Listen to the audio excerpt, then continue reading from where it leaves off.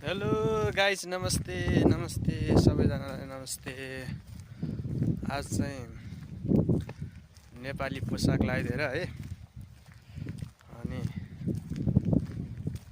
नेपाली पोसाक लगाएर चाहिँ भिडियो बनाएर हामी यसो जङ्गलतिर जाँदैछौँ है। यहाँ त पुरै घना जङ्गल जाँदैछौँ हामी आज।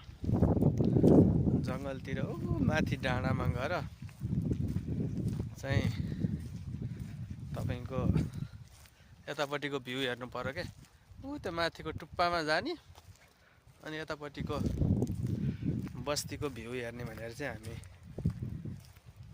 5 जना नेपाली 2 जना साउथ अफ्रिकाका साथीहरू चाहिँ हामी आज जाँदैछौँ है त।